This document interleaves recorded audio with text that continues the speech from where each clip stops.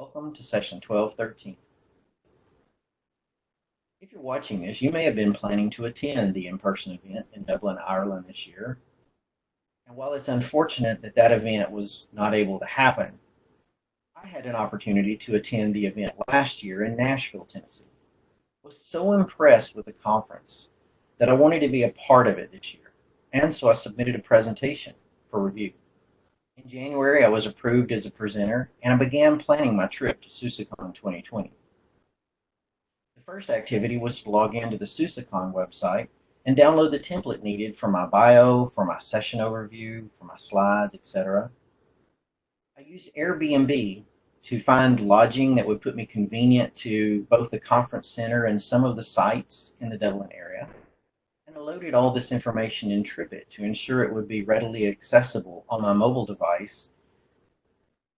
I checked in with American Express to let them know when I would be traveling and to make sure that my card would work internationally. And I went to Amazon to purchase some power adapters and a few other travel essentials. Found out that they don't use the Uber and Lyft that I'm familiar with in the Dublin area, so I needed to set up an account with FreeNow to ensure I would be able to get around the city while I was there. And lastly, I set up my Amazon Photos on my phone to back up all of my pictures to the cloud and ensure I didn't lose any memories or great photos taken while visiting the great city. If you think about the amount of information created just from one person planning a trip, I suspect many of you did the same thing. The amount of information that we create on a day-to-day basis is staggering, and the same goes for the companies that we work with. These companies are finding ways to store data, and they're looking for places to make that data easily and readily accessible to all the applications that serve themselves, their businesses, and their users. My friend Christophe and I wanted to share some stories on how our customers are dealing with this information growth. My name is John Duran. I work for Worldwide Technology out of St. Louis, Missouri. I am a network strategist. My job is to focus on industry trends, technology changes and shifts, the things that are going to change the way we interact with customers and the way that customers buy, consume, and use technology. I focus on the future, things that are happening or maybe about to happen, and how they impact the world around us from a technical perspective. I've been with Worldwide 12 years, and in that time I've had an opportunity to meet with a number of large global customers and understand the challenges that they face and how they're solving those challenges. I'm joined today by Christophe Ledoux, and I'll let Christophe introduce himself. Hi, John, and hi, everybody. Thanks a lot for including me in that great partnership. I am a solutions architect with Equinix. I've previously held different positions with Oracle, Verizon, IBM, and PTC partners for the most known. I'm lucky to have experienced startups like Dakri with industrial augmented reality solutions. Please feel free to contact me afterwards on these topics. And very much my role is to be sure that I'm interested by the stories and the ecosystems of our customers, and working with partners like WWT. We try to work together to ensure the stories of our customers are the successful stories in terms of their digital transformation. I'd like to share a story about a global manufacturing company that had built a strong business over the past few decades. This company was facing stiff competition from their peers who had digitized their business to find better ways to operate, and from new startups that were disrupting the market with technical advances. Our manufacturing company needed to find a new way to do business that would make them more competitive and sustainable in the current job market. So they began looking at ways to digitally transform their business. They started looking at ways to bring all of their data together in a place where it would be more readily accessible, where they could leverage the data for analysis that may provide better insights into the way that they drive their business, into the way that they engage with their customers and their partners. They started looking for the sources of all this data, And they found they had access to information that would be critically valuable in things such as the sales organization, the finance organization, as well as the manufacturing processes themselves that create data. They had supply chain information and information from the vendors that they engaged with. And they wanted to pull all this together into a solution that could provide insights back into the business that would make their decision process more effective for the organization. So what did they do?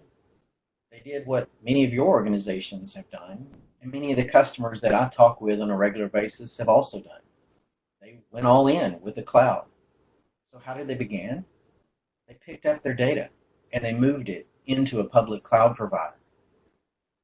They immediately saw benefits such as a consumption model that was more appropriate for their business.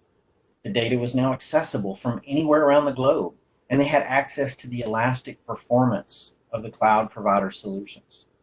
And yet, they also saw some challenges. They lost the control and customization that they were comfortable with when the data sat on premise in their own systems. And they lost some of the accessibility from their legacy solutions. This company had been built on legacy applications and legacy software for so many years, and now that legacy infrastructure was sitting in the manufacturing locations and the enterprise data was sitting out in the cloud. I bet you can guess what happened next. That's right, you got their first bill. Yeah, now that groan that I suspect many of you just made tells me you've experienced that. You may have even had to have a trip to the office to explain to someone why that first bill was so unexpectedly expensive. You realize that the cost of accessing your data in the cloud can be 4 times the cost of storing it? Imagine having to rent back your own data. Think just a second about your personal photos. What if I told you I had this great place to store all your photos and protect them? And it would be very inexpensive to store them there. What if you had to pay every time you wanted to view one of your own family photos? That's the kind of setup that the cloud provides for organizations and their data. So what did they do? They did what so many other organizations have done. They moved their data back from the cloud on premise.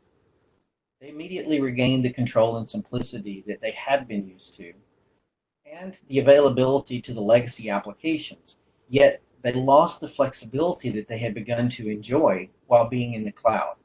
They also lost access to the elastic performance that gave them the ability to develop new applications and to rapidly expand and analyze the data that they had available. So the question comes, which one of these is the most important? Is it better to have the flexibility that the public cloud providers offer? Or is it better to have the availability and the control and simplicity of having your data on premise? You need both. Flexibility offered by the cloud providers and also the availability of having that storage sitting in your network. You need private storage and public cloud. Control and simplicity, the availability, the flexibility, the elastic performance. But how many of you have heard of multi-cloud?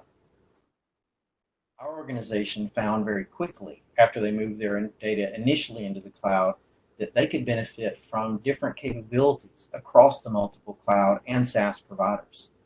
They saw Amazon as the best way to deliver their customer and user-facing applications. They looked to Azure for an implementation of Databricks and identity across their systems. They saw Google's machine learning capability as the best way to analyze the data that they had in their systems, and Tableau for the way to report it in human-readable format. According to Okta, a company that provides cloud authentication across large enterprises, they're finding that the average company is currently using 129 different SaaS and cloud applications today. Now, while you may not use 129 yourself, I suspect that if you opened your phone right now, you would probably find 3 to 5 different applications right on the home screen that you use for your business every day. Now think about your peers in the organization across all the different groups, from sales to marketing to finance to manufacturing and engineering. and all the different applications that serve each of those groups, the number can grow rapidly in a company. And organizations are required to provide access to these applications, and these applications need access to your data. What we're finding in this world where people need both the availability and access to their data and the flexibility of the cloud providers is that they're searching for a place to put that data. And what many of the leaders in every industry are finding is that that location that seems to rise to the top, Equinix. Deploying SUSE storage and Equinix on your network gives you the control and the accessibility you need, while also providing the access to the flexibility and scalability of multi-cloud. When it's set up this way, this is what we call a performance hub. Private storage allowing you to address regional rules and regulations that your business rely on or operate under, as well as access to all of the possible cloud and SaaS identities that your organization needs. Thanks a lot, John. So storage, performance hub, connectivity. What you can see is obviously from Equinix, you can connect via the traditional way. Multiple partners, telecom companies, and MPLS circuits. So cross connects, typical case, private peering, transit, whatever you prefer. But also, you can have a private peering to cloud service providers, connecting to their private gateways by using software-defined approach to slice dedicated VLANs, as you can see on the slide over here, or to cloud service providers, but obviously SaaS, suppliers, partners, etc. Software-defined network is to network what virtualization was to dedicated hardware servers. You have your own dedicated lane on a motorway with a private gate access to the cloud services. A platform that enables private storage and public multi-cloud. Global footprint to support not only your technical needs, but also your governance requirements. And that is the point of the conversation today. And I love that slide. It's at the core what we're trying to really do together. An architecture that suits a business requirement, which is having your data in specific locations that stays there while you can still access the various services that you need. But that architecture can be easily distributed and scaled. Standard enterprise-grade solutions like SUSE Enterprise Storage, WT Performance Hubs, Equinix Cloud Exchange Fabric. This is a great combination. You decide where the solution is base located in the region where you want to have the solution at the edge, and you get the high performance of the edge proximity, and it can be deployed easily in other regions as well. A quick introduction about Equinix. So we were born in 1998, and we're starting by hosting a lot of internet systems. We grew as a data center company where very quickly interconnection from the beginning was at the center of our offering. The content ecosystem, one of our early ecosystems as well, and we're still hosting the 5 largest content providers on the internet. We grew again by hosting the electronic trading platforms in places like New York, London, Zurich, or Tokyo. Our new primary focus then became cloud on-ramps. For the last 3 years, we have now not only hosted the cloud on-ramps, but we have interconnected all our data centers across the globe, mainly as you can see on the map, to really build a fabric. And that fabric constitutes our major growth with major interconnection on ecosystems using the infrastructure.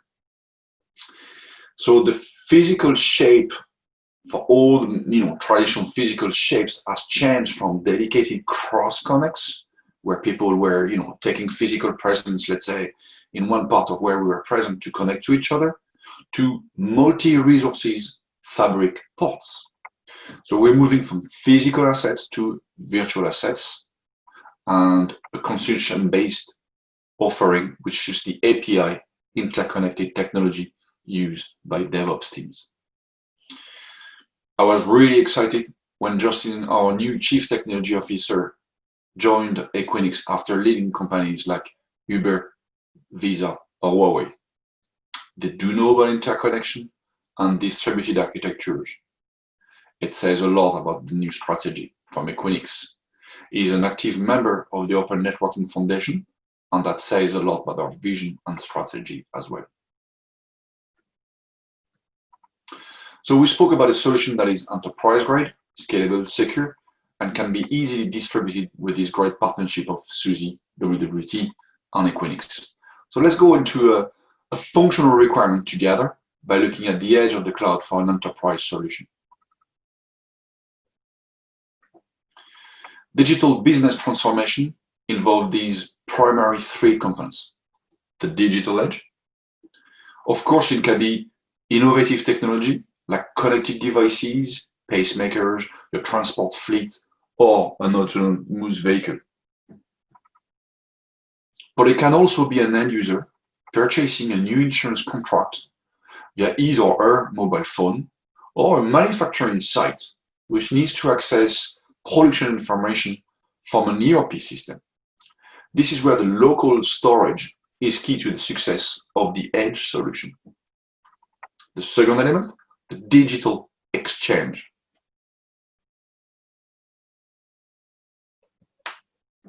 The need to interconnect and exchange between partners, suppliers has grown stronger, even with the distances growing bigger, with the expansions into new markets or other markets. Building the right ecosystem for the digital exchange has proven vital for the success of many enterprises.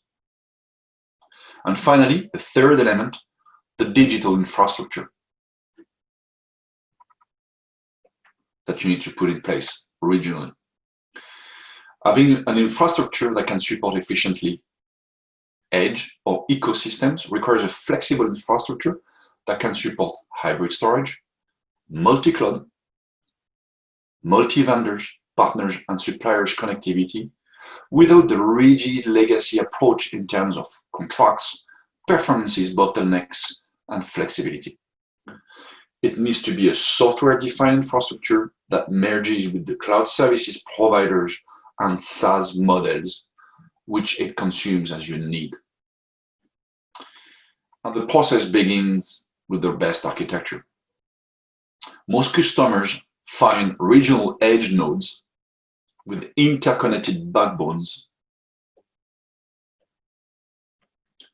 more suitable.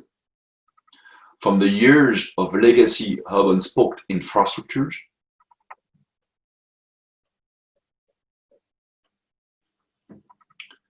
and their associated drawbacks, Equinix has defined an interconnection-oriented architecture that supports new enterprise distributed needs.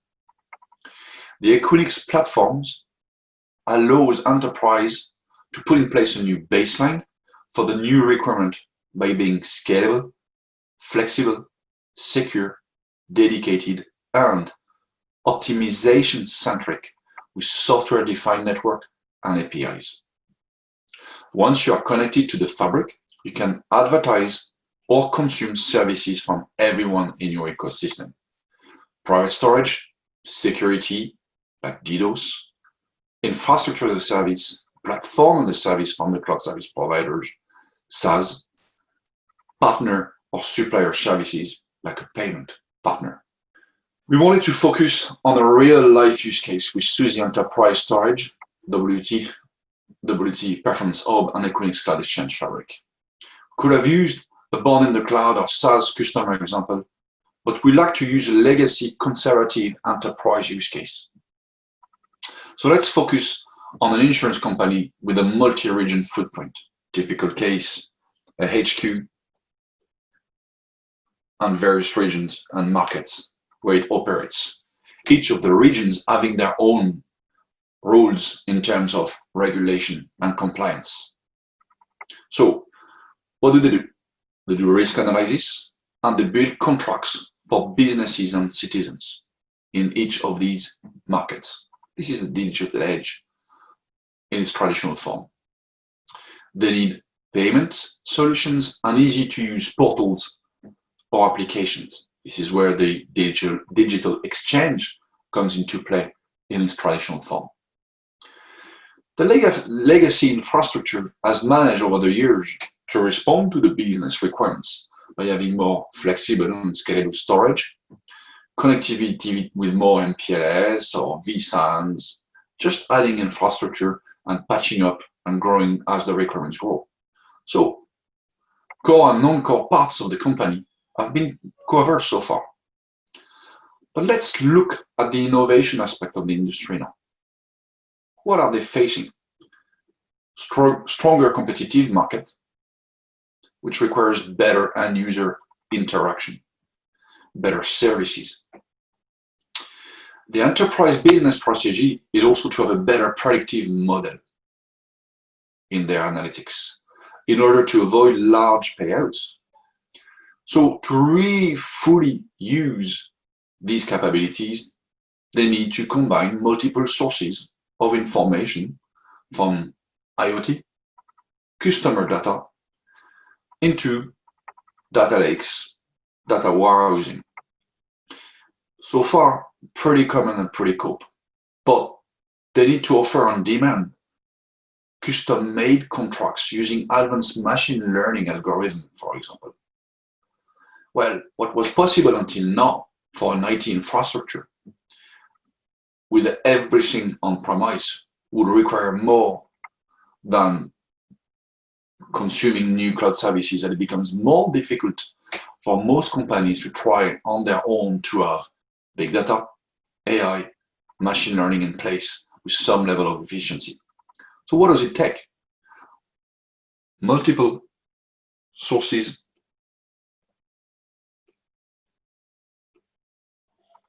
consuming multiple services, but still centrally needing to have a local storage to fulfill the governance and compliance regulations.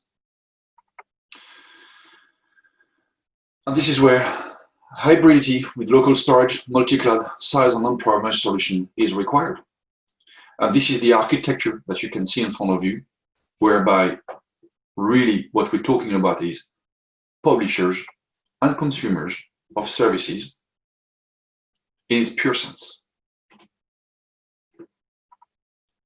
And this is where I just want to very, very simply explain how we can use SUSE Enterprise Storage, WT Performance Hub, and Equinix Cloud Exchange Fabric to achieve an enterprise-grade solution.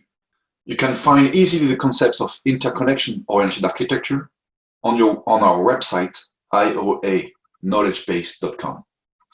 They are very relevant industry blueprints. I usually am careful about talking about marketing materials to a certain extent as a technical person, but I do have to say they have a very strong balance in terms of explaining business requirements and the technical requirements put together.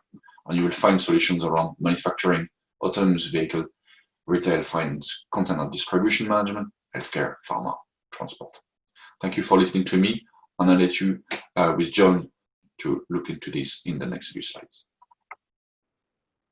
We have recorded a demo that shows SUSE Enterprise Storage deployed at the Equinix Ashburn, Virginia site, providing storage to an instance of SUSE running in the Amazon cloud. We encourage you to check out this demo after the presentation.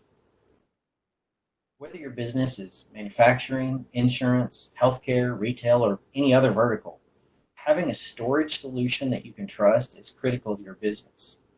And where you place that storage is just as important.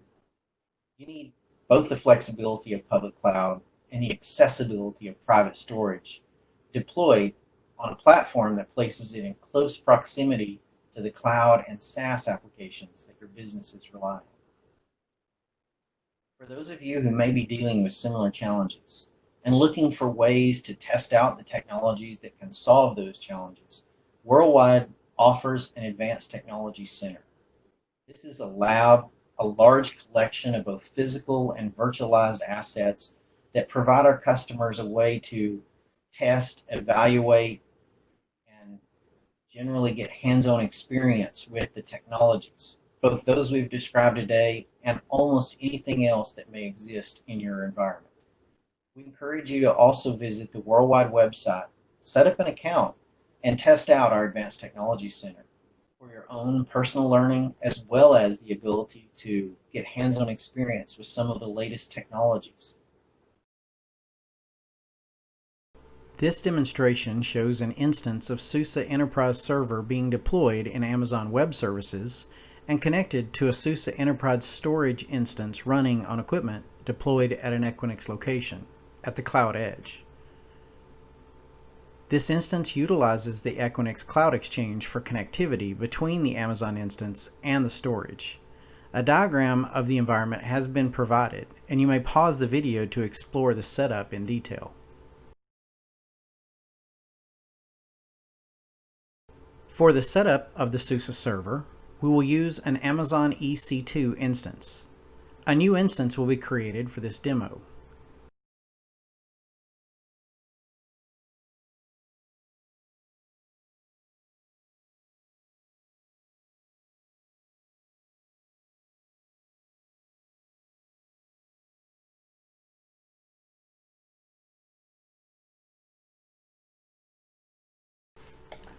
You can search for SUSE from the available options to find pre-built instances.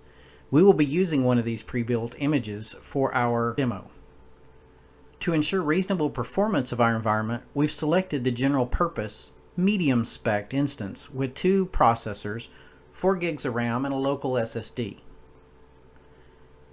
We take all the defaults for the instance while also adding a network attached storage volume that will be used for future comparison testing against the SUSE storage environment.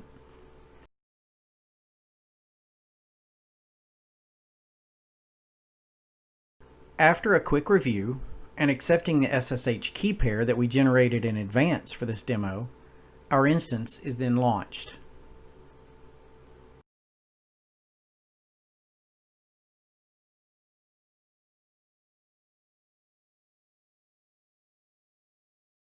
After the instance is launched, the IP address can be collected from the AWS interface and used with PuTTY to connect to our SUSE server.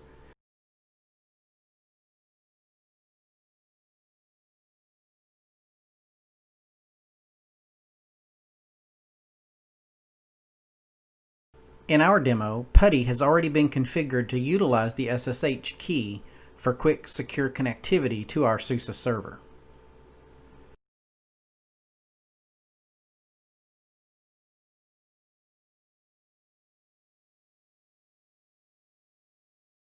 Amazon instances utilize a registration system that is unique to Amazon. For our demo, we need additional software, so we will register our server directly with SUSE. Note that SUSE provides a knowledge base article that explains how to accomplish this, and we can reuse the commands provided by SUSE. Since this knowledge base article is available, we've sped up this section of the demo.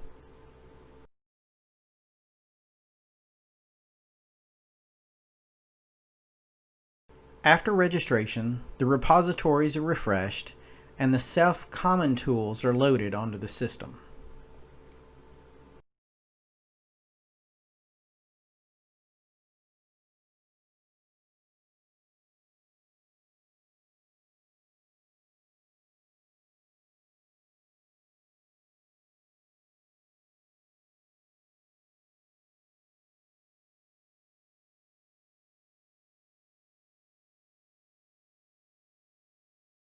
Now that we have a working system, it's time to mount our image and set up the storage for connectivity. An RBD image will be created on an existing storage volume on the SUSE storage. The creation process can be performed from the AWS instance. SUSE provides detailed documentation on the commands necessary to create and map a new RBD volume.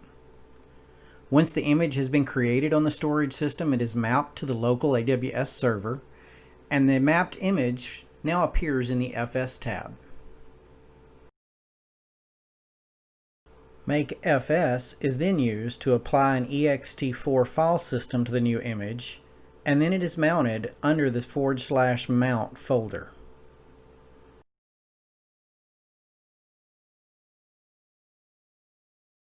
We can use the Linux tools to verify that the new storage volume is indeed mounted, available, and shows the appropriate amount of available space.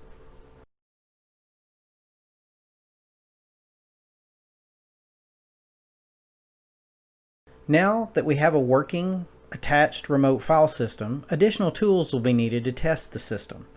In our demo, we will use IOZone and FIO to perform basic tests. A repository is added that provides the necessary files for these testing tools, and the tools are then installed. IOZone is then executed on the new volume, and we will see the SUSE storage dashboard reflecting the storage activity.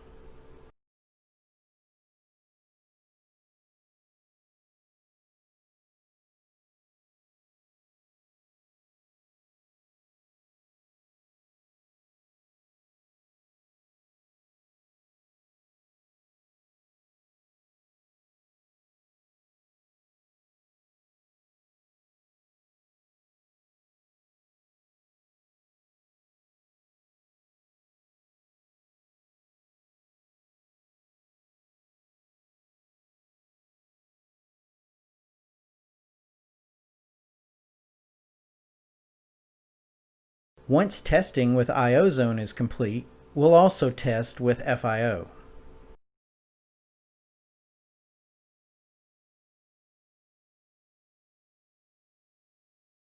You have seen a SUSE server running in the Amazon cloud, mounting and utilizing storage deployed at an Equinix location.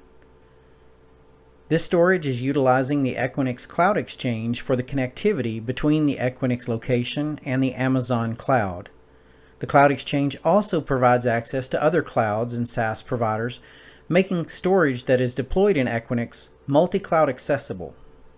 Thank you for attending our presentation and demo, and we hope that this demo has shown ways that you can also use SUSE Enterprise Storage deployed at Equinix locations to provide multi-cloud capabilities to your applications. We'd like to thank you for attending our session today, and we look forward to seeing you at a future SUSECON session.